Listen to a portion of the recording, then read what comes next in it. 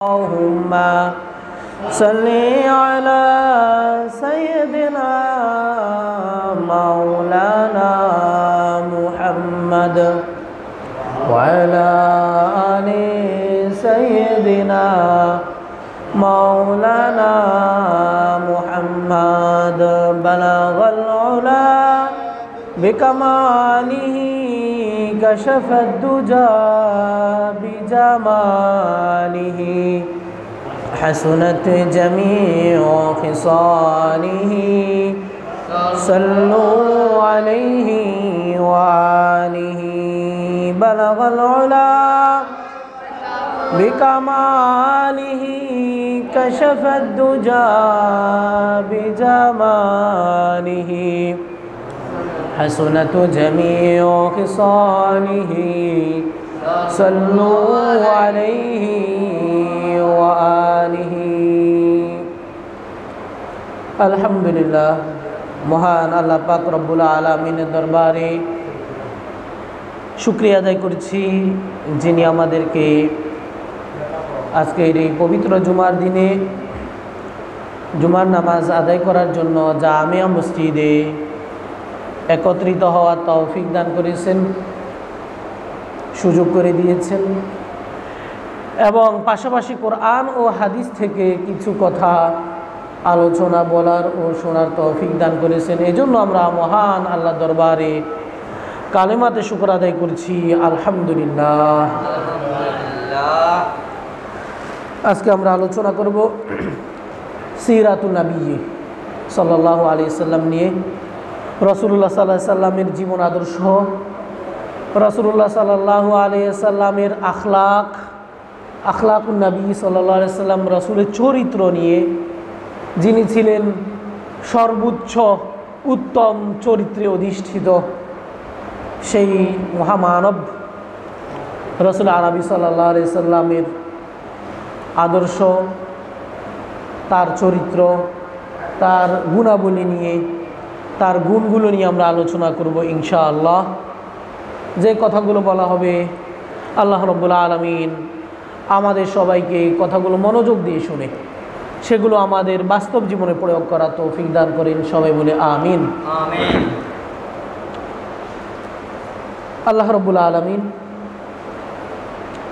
দুনিয়াতে যা কিছু সৃষ্টি করেছেন, আকাশ, চাঁদ, সূর্য, গাছপালা, তরুলতা, জীবজন্তু, যত কিছু আল্লাহ তাআলা, যত মাখলুকাত, এগুলাকে বলা হয়, আরবিতে বলা হয় মাখলুকাত, বাংলাতেও বলা হচ্ছে সৃষ্টি। আল্লাহ যত কিছু সৃষ্টি করেছেন, আল্লাহর সৃষ্টির জগতে সর্বোত্তম এবং সর্বশ্রেষ্ঠ সৃষ্টি হচ্ছে মানুষ। সর্বশ্রেষ্ঠ সৃষ্টি কি? মানুষ। মানে সৃষ্টির সেরা জীব হচ্ছে মানুষ। আর এই মানুষদের মধ্য থেকে, এই মানব জাতির মধ্য থেকে সর্বসেরা হচ্ছে যারা নবী রাসূলগণ। সুবহানাল্লাহ বিহামদি। মানুষদের মাঝে সেরা কারা? যারা নবী এবং রাসূল, তারা হচ্ছে সবার সেরা। কারণ তাদেরকে আল্লাহ তাআলা আলাদা একটা উপাধি দিয়েছে, এরপরে তাদেরকে আল্লাহ তাআলা বেগুনাহ মাসুম বানাইয়া দিয়েছে। সুবহানাল্লাহ বিহামদি। তারা জন্মগতভাবে তারা নিষ্পাপ। নবীরা জন্মগতভাবে কি? নিষ্পাপ। নবী হওয়ার আগেও নিষ্পাপ, নবী হওয়ার পরেও নিষ্পাপ। সুবহানাল্লাহ বিহামদি। তাদের কোনো কি নাই? নবী রাসূলদের কোনো গুনাহ নাই। এটা হচ্ছে একটা আকীদা। এটা একটা কি? এটা একটা আকীদা, একটা আন্তরিক একটা বিশ্বাস যে কোনো নবী রাসূল, আল্লাহ হযরত আদম আলাইহিস সালাম থেকে নিয়ে সাইয়্যিদুল মুরসালিন খাতামুন নবিয়্যিন জনাবে রাসূলুল্লাহ সাল্লাল্লাহু আলাইহি সাল্লাম, আমাদের নবীজি পর্যন্ত যত নবী রাসূল এসেছে, ১৬ লক্ষ পয়গম্বর, সবাই নিষ্পাপ ছিল। সবাই কি ছিল? সবাই নিষ্পাপ ছিল। একটা শিশু বাচ্চা যেরকম নিষ্পাপ, একদম নবী রাসূলগণ সেরকম নিষ্পাপ ছিলেন। সুবহানাল্লাহ বিহামদি। আর এই নবী রাসূলগণদের মধ্য থেকে সবার শ্রেষ্ঠ নবী হচ্ছেন আমাদের নবীজি সাল্লাল্লাহু আলাইহি সাল্লাম। সব নবীর শ্রেষ্ঠ নবী কে? আমাদের নবীজি সাল্লাল্লাহু আলাইহি সাল্লাম। সব নবীর শ্রেষ্ঠ নবী, সব নবীর সেরা নবী। আল্লাহর পরে যার স্থান, এক কথায় কার পরে কার স্থান? আল্লাহর পরে আমাদের নবীজির স্থান। রাসূল বলেন কুনতু নাবিয়্যুন ওয়া আদামু বাইনাল মা'i ওয়াত তিন, আমি তখনও নবী ছিলাম। রাসূল বলেন যখন আদমকে এখনো বানানো হয় নাই, আদমকে কি করা হয় নাই, বানানো হয় না, আল্লাহ তাআলা মাটি কাদা এগুলো সরবরাহ করেছেন ফেরেশতাদেরকে দিয়ে রাসূল বলেন তখন থেকে আমি নবী। সুবহানাল্লাহ বিহামদি। অর্থাৎ আল্লাহ জেহানে আল্লাহ তাআলা তাকে নবী বানাইবেন, এটা আল্লাহর ইচ্ছাই ছিল। আজকে আমরা আমাদের সেই নবীজির আদর্শ, সেই নবীজির গুণাবলী, সেই নবীজির সিফত নিয়ে আলোচনা করব। আর নবীর গুণগান, নবীর জীবন আলোচনা করা, নবীর আদর্শ নিয়ে আলোচনা করা, নবীর আখলাক নিয়ে আলোচনা করা হচ্ছে সওয়াবের কাজ। কিসের কাজ? সওয়াব এবং আল্লাহর জিকির। সওয়াব এবং আল্লাহর কি জিকির, এটা হচ্ছে একটা ইবাদত। জিক্রুল্লাহ যেরকম একটা ইবাদত, আল্লাহর জিকির করেন, আল্লাহর গুণগান গান, আল্লাহর প্রশংসা করেন, আল্লাহকে নিয়ে আলোচনা করা যেরকম ইবাদত, তদ্রূপ রাসূলুল্লাহ সাল্লাল্লাহু আলাইহি সাল্লামকে নিয়ে আলোচনা করাও ইবাদত। কারণ আল্লাহ তাআলা কোরআনে বারংবার অনেক জায়গায় আল্লাহ তাআলা বলেছেন আতিউল্লাহ ওয়া আতিউর রাসূল, ইয়া আইয়ুহাল্লাযীনা আমানু আতিউল্লাহ ওয়া আতিউর রাসূল, কুল আতিউল্লাহ ওয়ার রাসূল। বিভিন্ন জায়গায় আল্লাহ তাআলা বলেছেন যে হে রাসূল আপনি মানুষদেরকে বলে দিন, ঈমানদারদেরকে বলে দিন যে তোমরা আল্লাহ এবং তার রাসূলের আনুগত্য স্বীকার করো। আল্লাহ যে কথাগুলো বলে সেগুলো মেনে চলো এবং রাসূলুল্লাহ সাল্লাল্লাহু আলাইহি সাল্লাম যা বলেন তার অনুসরণ করো, অনুকরণ করো। এবং রাসূলকে আল্লাহ অর্ডারও করেছেন, রাসূল আপনি বলে দিন, কুল আপনি বলে দিন লোকদেরকে আতিউল্লাহ ওয়া আতিউর রাসূল, যে তোমরা আল্লাহ এবং তার রাসূলের আনুগত্য করো।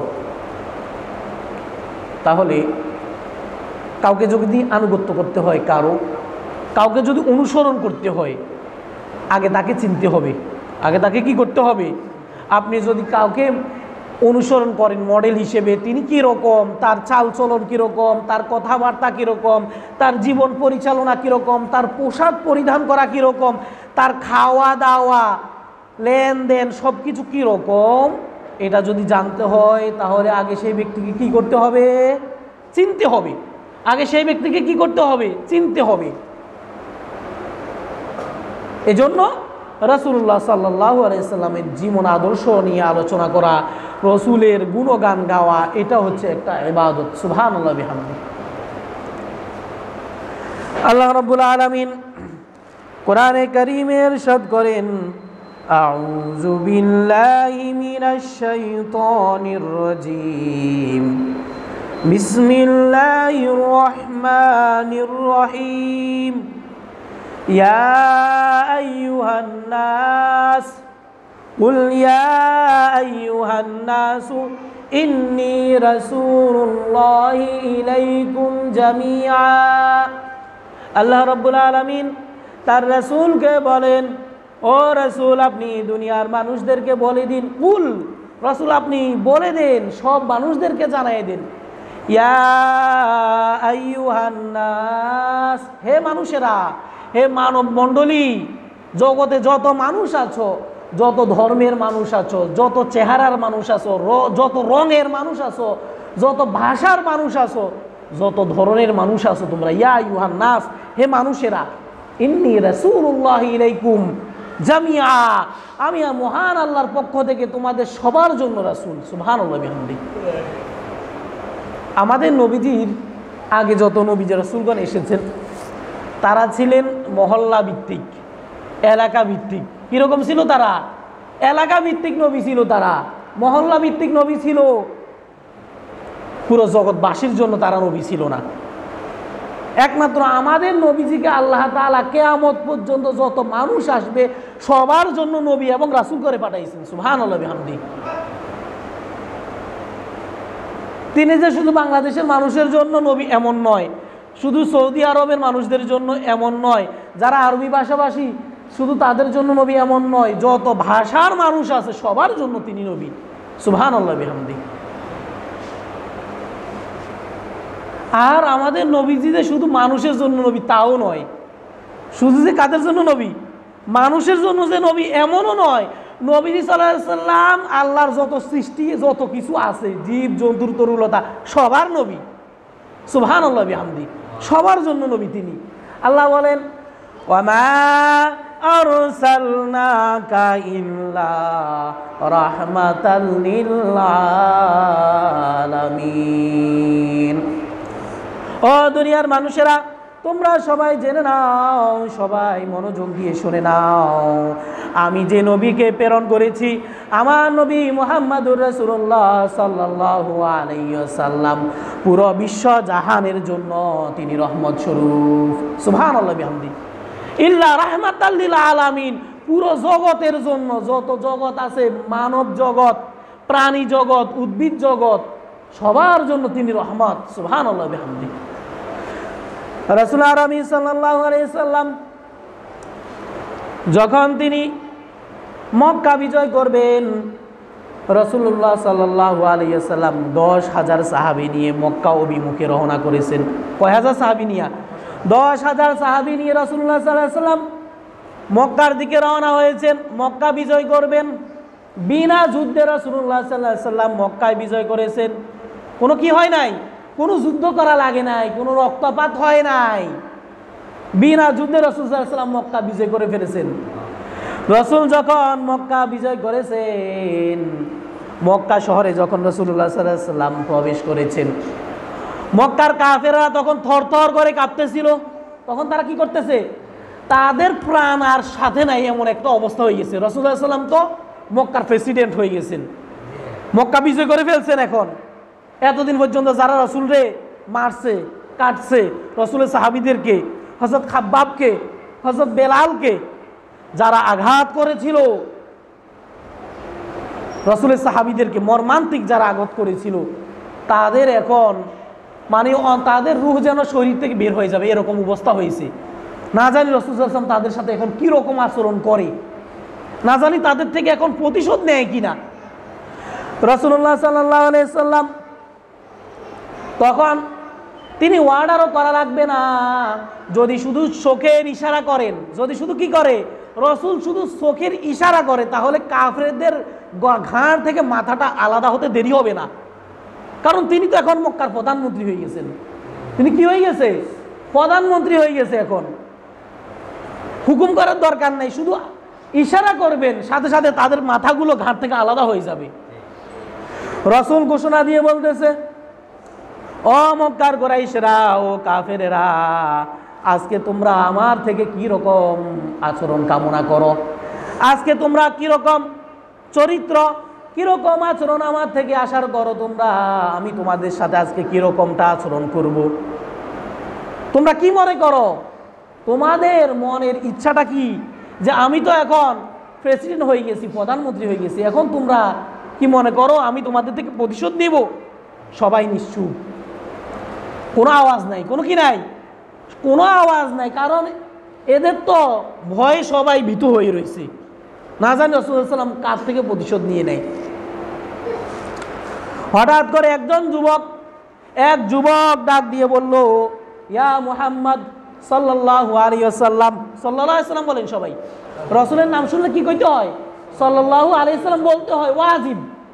আমাদের নবীজির নাম শুনলে কি বলতে হয়? সাল্লাল্লাহু আলাইহি ওয়াসাল্লাম। এটা হচ্ছে সবচেয়ে ছোট একটা দুরূদ, সাল্লাল্লাহু আলাইহি ওয়াসাল্লাম। সাল্লাহ মানে শান্তি বর্ষিত হোক, আলাইহি তার উপরে, ওয়াসাল্লামা আল্লাহর দয়া যেন তার উপর বর্ষিত হয়। এটা একটা ছোট্ট দুরূদ। আর রাসূল সাল্লাল্লাহু আলাইহি ওয়াসাল্লাম বলেছেন, দুনিয়ার মাঝে সবচেয়ে কৃপণ, সবচেয়ে বখিল হচ্ছে সেই ব্যক্তি যার সামনে আমার নাম নেওয়া হয়েছে, মানবতার অগ্রদূত, যিনি মানবতার জন্য নিজের জীবনটাকে বিসর্জন দিয়ে দিয়েছে, তার নাম, রাসূল বলেন, আমার নাম যার সামনে নেওয়া হয়েছে অথচ সে আমার প্রতি দুরূদ পাঠ করেনি, সে হচ্ছে সবচেয়ে বড় কৃপণ। এজন্য কোনো মজলিসে, কোনো সমাবেশে, কোনো বৈঠকে, কোনো আলোচনায় যখন রাসূলের নাম নেওয়া হবে তখন কি বলতে হবে? সাল্লাল্লাহু আলাইহি ওয়াসাল্লাম। কমপক্ষে একবার, কমপক্ষে কয়বার? একবার বলাটা হচ্ছে ওয়াজিব। এরপরে যদি আরও এরকম রাসূলের নাম আসে, বারংবার বলাটা হচ্ছে মুস্তাহাব। আপনি বললে সোয়াব পাবেন, দুরূদ পড়লে কি হবে? আপনার সোয়াব হবে। রাসূল বলেছেন, মান সাল্লা আলাইহি ওয়াহিদা সাল্লাল্লাহু আলাইহি আশরা, যে ব্যক্তি আমার প্রতি একবার দরুদ পাঠ করে আল্লাহ তার প্রতি 10 বার রহমত নাযিল করেন। সুবহানাল্লাহ। তাহলে যদি রসুলের উপর দরুদ পাঠ করেন লাভ কার হবে? নিজের লাভ। কার লাভ হবে? কথা কন না, নিজের লাভ হবে। রসুলের কোনো লাভ লোকসানের কাম নাই, রসুলের কোনো কি নাই, লাভেরও দরকার নাই, লোকসানেরও দরকার নাই। রসুলের তো আল্লাহ মাফ করে দিয়েছেন। রসুল আল্লাহ কি করে দিয়েছেন? রসুলের তো কোনো গুনাহই নাই। আমি যদি রসুলের প্রতি দরুদ পড়ি লাভ হবে আমার, আমি আল্লাহর নৈকট্য, আল্লাহর প্রিয় বান্দা হিসেবে আমি আল্লাহর প্রিয় বান্দা হিসেবে পরিগণিত হব। তো তারা কাফেরদের মধ্য থেকে একজন যুবক, তখন সে বলল, রসুলের নাম ধরে সম্বোধন করলো। তারা তো রসুলকে ইয়া রাসূল আল্লাহ বলতেন না, তারা আব্দুল্লাহর বেটা বলতো, মুহাম্মদ ইবনে আব্দুল্লাহ বা মুহাম্মদ বলে রসুলকে সম্বোধন করতো। তো বলল, তাদের মধ্য থেকে একজন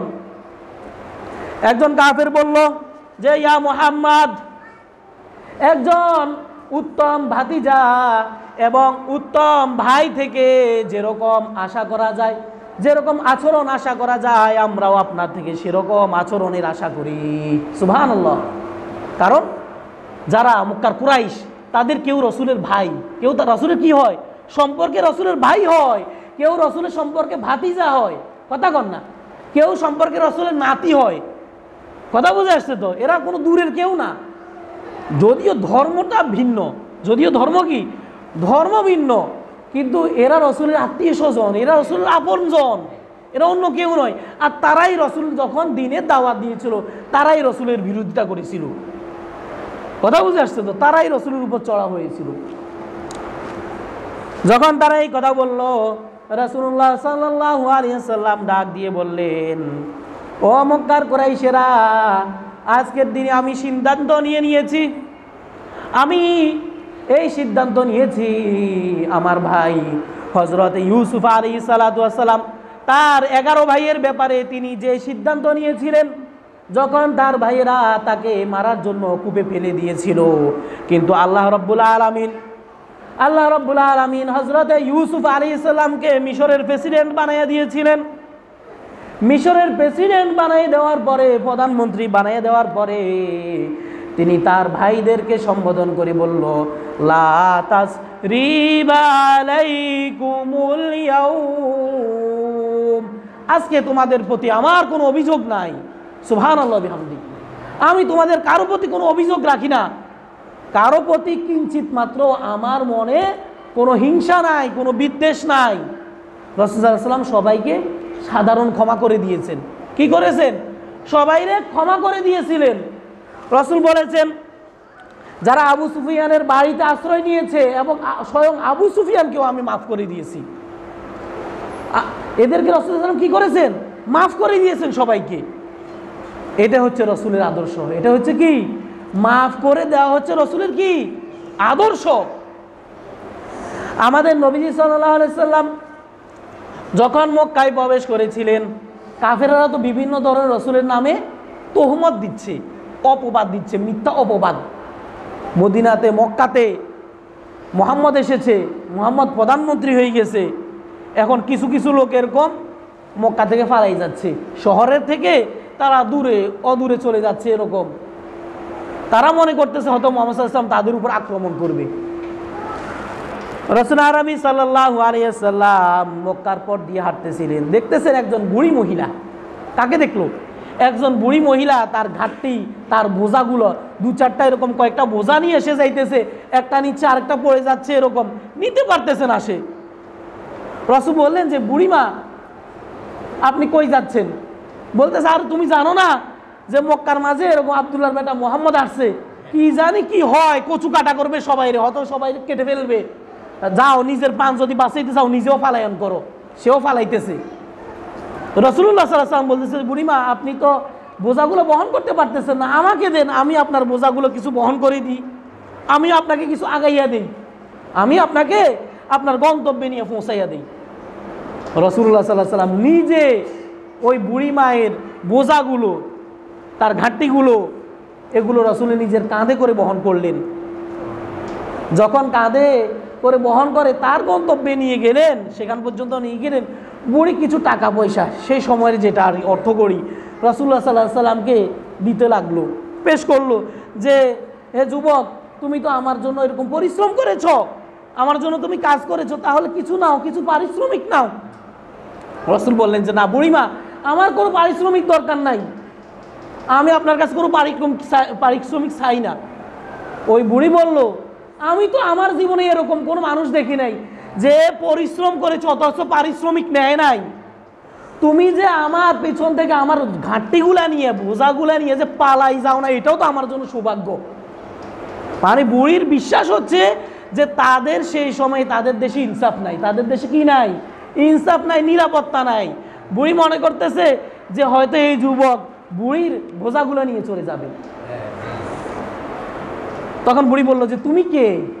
রাসূল আরবি সাল্লাল্লাহু আলাইহি সাল্লাম বললেন, বুড়িমা আমি আর কেউ না, যে যুবকের ভয় করে, যেই ছেলের ভয় করে আপনি মক্কা শহর থেকে দূরে পলায়ন করতেছেন, আমি সে আব্দুল্লাহর বেটা মুহাম্মাদুর রাসূলুল্লাহ সাল্লাল্লাহু আলাইহি ওয়াসাল্লাম। রাসূলুল্লাহ সাল্লাল্লাহু আলাইহি সাল্লামের কথা শুনে ওই বুড়ি লাজবাব হয়ে গেছে, তার কোনো জবাব নাই। আরে যার জন্য যার ভয় আমি পালাইতেছি সেই তো আমার সামনে, সেই প্রতিমূর্তি সেই তো আমার সামনে, কি অবাক কাণ্ড! যার ব্যাপারে মানুষের এখন আমাকে বিভিন্ন ধরনের অবান্তর কথা বলেছিল, অহেতুক কথা বলেছিল, এটা একটা মহামানব, একটা কি শুধু মানুষ নয়, এটা মহামানুষ, যার মতো মানুষই হতে পারে না। বই তখন বলতেছে, আমি তোমার চরিত্রের সার্টিফিকেট দিয়ে, আমি তোমার ইমানের সার্টিফিকেট দিয়ে আমি তোমার প্রতি ইমান এনে বলতেছি লা ইলাহা ইল্লাল্লাহু মুহাম্মাদুর রাসূলুল্লাহ সাল্লাল্লাহু আলাইহি ওয়াসাল্লাম। বুড়ি সঙ্গে সঙ্গে ইমান নিয়ে আসছে। এটাই হচ্ছে আমাদের নবীজির আদর্শ, এটা আমাদের নবীর কি আদর্শ। আমাদের নবীজির তিনি সব দিকে আদর্শ, তিনি স্বামী হিসেবে আদর্শ, সন্তান হিসেবে আদর্শ, শিশু বাচ্চা হিসেবেও আদর্শ। আমরা রসুলের মিলাদুন নবী যখন আমরা আলোচনা করেছিলাম, তখন মিলাদুন নবী থেকে আমরা পেয়েছিলাম রসুল যখন ছোট বাচ্চা ছিল তখন রসুল সাল্লাল্লাহু আলাইহি ওয়াসাল্লাম ইনসাফ করেছিল। কি করেছিল? তার দুধ মায়ের যখন স্তন পান করতেন রসুল সাল্লাল্লাহু আলাইহি ওয়াসাল্লাম উভয় দুধ থেকে, স্তন থেকে দুধ পান করতেন না, এক স্তন থেকে তিনি দুধ পান করলে আরেকটা স্তন তার ভাইয়ের জন্য রেখে দিতেন। তিনি শিশুবেলা থেকেই তিনি ইনসাফ করে আসছেন, সুবহানাল্লাহ বিহামদি। তিনি এতিমদের জন্য আদর্শ, তিনি শাসকদের জন্য আদর্শ, তিনি বালকদের জন্য আদর্শ, যুবকদের জন্য আদর্শ, আমাদের নবীজি সাল্লাল্লাহু আলাইহি ওয়াসাল্লাম সবার জন্য আদর্শ, সুবহানাল্লাহ বিহামদি। রাসূল আরবি সাল্লাল্লাহু আলাইহি ওয়াসাল্লাম একবার রাসূলুল্লাহ তার সাহাবীদেরকে নিয়ে আলোচনা করতেছিলেন, কথা বলতেছিলেন। প্রতিমধ্যে এমন সময় দেখতেছে যে সাহাবীর মাথার উপর দিয়ে একটা পাখি, মা পাখি এসে কিসকিস করে কিচির মিচির করে আওয়াজ দিচ্ছে। তো রাসূল সাল্লাল্লাহু আলাইহি ওয়াসাল্লাম বললেন যে ঘটনা কি, পাখিটা ওই লোকের মাথার উপর দিয়ে কেন সেরকম কিচির মিচির করতেছে, কারণটা কি? তখন বলা হলো যে এই লোকটা ওই পাখির বাচ্চা নিয়ে আসছে, পাখির ছানা নিয়ে আসছে। রাসূল সাল্লাল্লাহু আলাইহি ওয়াসাল্লাম তাকে সঙ্গে সঙ্গে বলল যে তুমি এই বাছুরগুলোকে, ছানাগুলোকে, পাখির ছানাগুলোকে তার বাসায় দিয়ে আসো, সুবহানাল্লাহ বিহামদি। এই জন্য বলা হয় রাসূল সাল্লাল্লাহু আলাইহি ওয়াসাল্লাম শুধু মানুষের নবী নয়, তিনি পশু পাখির জন্য রহমত। একবার হচ্ছে রাসূল সাল্লাল্লাহু আলাইহি ওয়াসাল্লাম মদিনার রাস্তা দিয়ে হাঁটতেছে, সিরাতের কিতাবে, রসুলের আদর্শের কিতাবের মাঝে, বইয়ের মাঝে লেখা হয়েছে রাসূল সাল্লাল্লাহু আলাইহি ওয়াসাল্লাম দেখলেন যে একজন লোক ঘোড়ার উপর দিয়ে বা চতুষ্পদ যে কোনো জন্তুর উপর দিয়ে তিনি বোঝাই করে নিয়ে যাচ্ছে, অনেকগুলো বোঝা, কিন্তু পশুটা এগুলো বহন করতে পারতেছে না। রাসূল দেখতেছে যে পশুর চোখ দিয়ে এরকম অশ্রু পানি বের হচ্ছে। রাসূল সাল্লাল্লাহু আলাইহি ওয়াসাল্লাম মালিককে বললো, ডাক দিয়ে বললো যে এই পশুর উপর তো তুমি জুলুম করতেছো, অত্যাচার করতেছো, সে যতটুকু বহন করতে পারবে তার উপর তুমি ততটুকু বহন করাও, সুবহানাল্লাহ বিহামদি। এই হচ্ছেন আমাদের নবীজি। রাসূলুল্লাহ সাল্লাল্লাহু আলাইহি ওয়াসাল্লামের জীবদ্দশায় একবার একজন সাহাবী সে কি করলো, কি বলে পিঁপড়ার ভাষার মাঝে সে আগুন দিয়েছে। কিসের ভাষায় আগুন দিয়েছে? পিঁপড়ার ভাষায় আগুন দিয়েছে। রাসূল বললেন যে খবরদার, কোনো জীবজন্তুকে, কোনো কীটপতঙ্গকে আগুন দিয়ে জ্বালানোর আল্লাহ ছাড়া অন্য কারো অধিকার নাই। কার অধিকার আছে? একমাত্র আল্লাহর অধিকার আছে। আল্লাহ বানাইছেন, আল্লাহ বাঁচাইবেন, আল্লাহ মারাইবেন, আল্লাহ যেরকম ইচ্ছা করতে পারবেন। কিন্তু কোনো মানুষ কোনো জীবজন্তুর উপরে অন্যায়ভাবে কোনো কিছু করতে পারবে না, হামলা করতে পারবে না। কোনো জীবজন্তুকে যদি মারতেই হয়, দেখা গেছে কোনো ক্ষতি করছে, মারতে হবে, তাকে আগুন ছাড়া অন্যভাবে মারবে। আগুন দিয়ে মারা কি নিষেধ? আগুন দিয়ে মারা কি নিষেধ? আগুন দিয়ে মারা যাবে না। এটা একমাত্র আল্লাহর অধিকারে আছে, আল্লাহ পারবেন। আর আরেকটা ঘটনা, রাসূলুল্লাহ সাল্লাল্লাহু আলাইহি সাল্লাম একটা ঘটনা বলা হয়েছে যে একজন লোক রাসূল সাল্লাল্লাহু আলাইহি সাল্লাম কিভাবে মানুষদেরকে আদর্শ শিখাচ্ছেন। একটা গাছের পাতা ছিঁড়তেছে, কি করতেছে? এক সাহাবী গাছের পাতা ছিঁড়তেছে, কোনো দরকার নেই, অযথা এমনিতে। রাসূল তাকে বললো যে তোমার কি কোনো দরকার আছে গাছের যে পাতা ছিঁড়তেছো?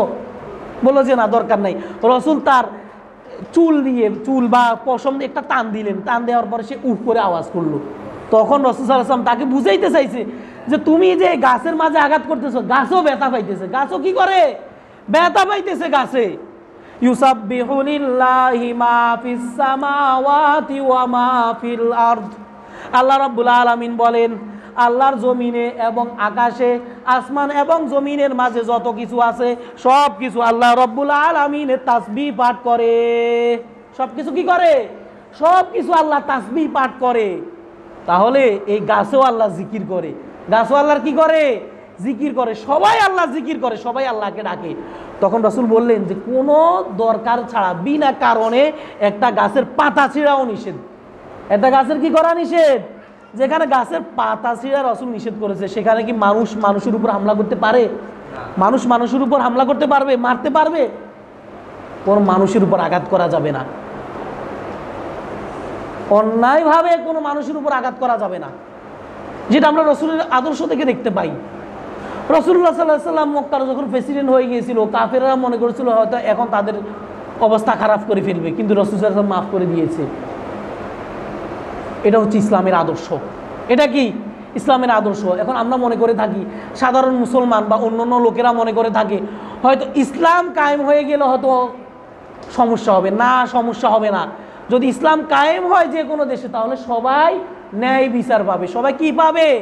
ন্যায় বিচার পাবে সবাই। কেউ নির্যাতনের শিকার হবে না। কথা বুঝে আসছে তো?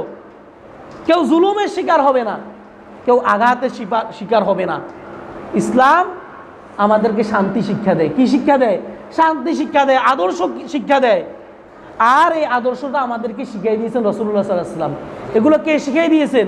দুনিয়াতে রাসূলুল্লাহ সাল্লাল্লাহু আলাইহি ওয়াসাল্লাম এটার মডেল হিসেবে আমাদেরকে শিখিয়ে দিয়েছেন যে এভাবে চলতে হবে। যারা রাষ্ট্রনায়ক তাদের জন্য রাসূলুল্লাহ সাল্লাল্লাহু আলাইহি ওয়াসাল্লাম একজন আদর্শ। তিনি রাষ্ট্রনায়ক হয়ে সবাইকে মাফ করে দিয়েছেন। তিনি স্বামী হিসেবে আদর্শ। পরিবারের যত কাজগুলো আছে রাসূলুল্লাহ সাল্লাল্লাহু আলাইহি ওয়াসাল্লাম নিজে করতেন। অনেকগুলো কাজ আমরা সিরাতের কিতাব থেকে পাই। রাসূলুল্লাহ সাল্লাল্লাহু আলাইহি ওয়াসাল্লাম নিজের জুতা নিজে সিলাইতেন। নিজে জুতা কি করতেন? রাসূল নিজে সিলাইতেন। নিজের জামা নিজে সিলাইতেন। অনেক সময় রান্নাবান্নার কাজের তার স্ত্রীদেরকে নিজে সাহায্য করতেন। এবং তার একাধিক স্ত্রী থাকা সত্ত্বেও তিনি কারো প্রতি অবিচার জুলুম করেন নাই, সবার হক আদায় করেছেন। তিনি নানা ছিলেন। তিনি কি ছিলেন? নানা হিসেবে তিনি আদর্শ ছিলেন। নানা হিসেবে কি ছিলেন? আদর্শ ছিলেন। তার নাতিদেরকে খুব আদর করতেন, মজা করতেন, কৌতুক করতেন। একটা ঘটনা, রাসূলুল্লাহ সাল্লাল্লাহু আলাইহি ওয়াসাল্লাম, একদম সংক্ষেপে বলে দিচ্ছি, আমাদের সময় তো শেষ প্রায়। আর এখন যেহেতু শীতের মৌসুম, আপনাদের সবার কাছে আমার অনুরোধ হচ্ছে আপনারা একটু আগে আগে চলে আসবেন। আপনারা যদি আগে আসেন, আমি আলোচনা করতেও মজা পাই, আগে আগে শুরু করে দিব। মসজিদ যদি খালি থাকে, যেমন নাকি আমি নিজে নিজে বলতেছি, যদি কেউ না থাকে তাহলে কীরকমটা লাগে? মনে হচ্ছে যে আমি নিজে নিজেই বকতেছি, নিজে নিজেই কথা বলতেছি। কথা বলতে মজা পাওয়া যায় না। কথা বলতে কি পাওয়া যায় না?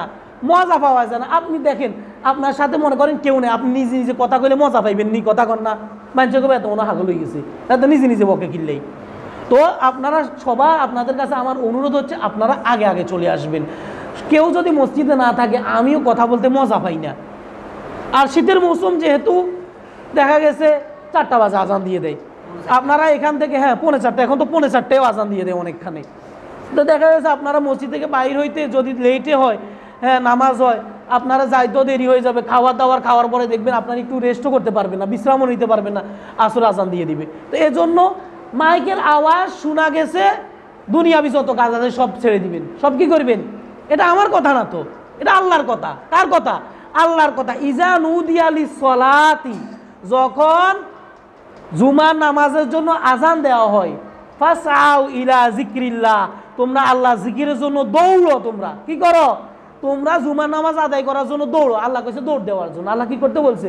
দৌড়ি দৌড়ি তড়ি গড়ি করে যাওয়ার জন্য বলতেছে। দোকান খোলা আছে, দোকান বন্ধ করে ফেলো। মাঠে কাজ করতেছে, কাজ আপাতত স্টপ, কাজ বন্ধ করে মসজিদে চলে আসো। দুনিয়াবি অন্য কোনো কাজ করতেছে, সব বন্ধ। কথা বুঝে আসছে তো? আচ্ছা, রাসূলুল্লাহ সাল্লাল্লাহু আলাইহি ওয়াসাল্লাম এবং তার নাতির যে ঘটনা, ইনশাআল্লাহ আমরা সেটা পরবর্তী সময়ে বলবো। আজকে এই পর্যন্ত। যে কথাগুলো বলা হয়েছে, আল্লাহ রাব্বুল আলামিন আমাদেরকে কথাগুলো বুঝে শুনে আমল করার তৌফিক দান করেন। আমাদের জীবনের প্রত্যেকটা ক্ষেত্রে রসুলের আদর্শকে অনুসরণ করার তৌফিক দান করেন, রসুলের সুন্নতের অনুসরণ করার তৌফিক দান করেন। আমিন। ওয়া আখিরু দাওয়ানা আলহামদুলিল্লাহি রাব্বিল আলামিন। আসসালামু আলাইকুম ওয়া রাহমাতুল্লাহি ওয়া বারাকাতুহু।